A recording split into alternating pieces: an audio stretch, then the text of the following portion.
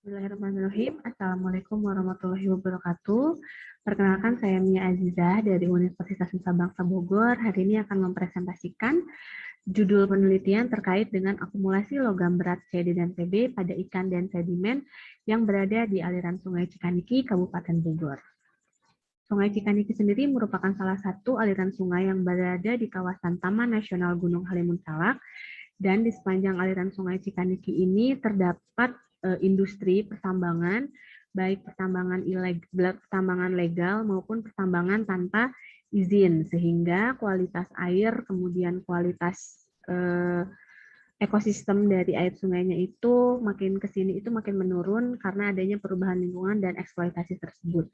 Pada tahun 2019, status mutu air Sungai Cikaniki dinyatakan tercemar. Dan oleh sebab itu, kami melakukan penelitian lanjutan terkait dengan kontaminasi kandungan logam berat.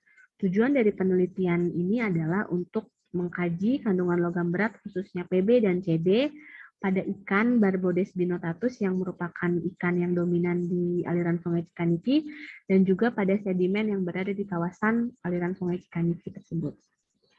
Metode penelitian yang saya gunakan yaitu metode purposive sampling, di mana kami mengambil sampling di kawasan aliran Sungai Cikaniki di bagian hulu, kemudian bagian tengah yaitu yang terdapat aktivitas penambang tanpa izin, kemudian aktivitas PT Antam, kemudian ada saluran irigasi warga dan juga hilir di bagian hilir. Berikut adalah proses pengambilan sampel dari mulai pengambilan sampel sedimen dan juga sampel ikan, kemudian pengukuran faktor lingkungan, kemudian preparasi sampel ikan dan juga sedimen di laboratorium, dan pengukuran kandungan logam berat menggunakan alat ICP-OS.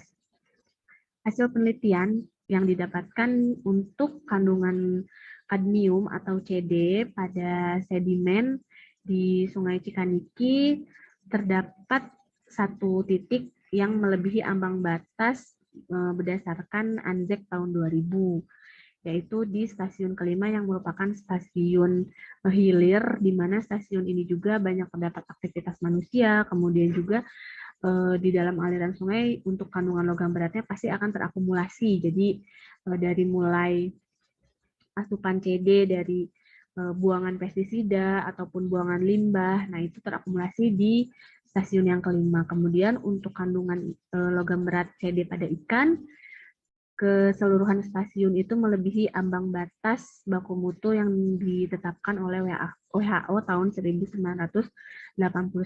Untuk kadar timbal sendiri, untuk sedimen itu masih berada di bawah baku mutu, akan tetapi sudah hampir mendekati ambang batas baku mutu, sementara untuk ikan keseluruhannya mengandung timbal, gitu, karena untuk kedua logam berat ini baik CD maupun PB itu akan terakumulasi di dalam sedimen ataupun di dalam suatu organisme yang hidup di dalam air ataupun misalnya di dalam habitat yang terdapat logam berat.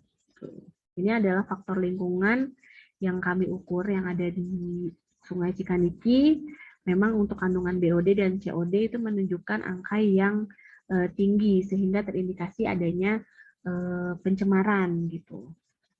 Kesimpulannya untuk kandungan logam berat pada aliran Sungai Cikaniki berarti sudah pada level yang harus diwaspadai oleh masyarakat sekitar utamanya, jadi tidak lagi mengkonsumsi air ataupun organisme yang berasal dari aliran sungai tersebut. Kemudian untuk para industri dan juga penambang tanpa izin untuk lebih memperhatikan lagi terkait dengan buangan limbah yang masuk ke dalam badan air sungai.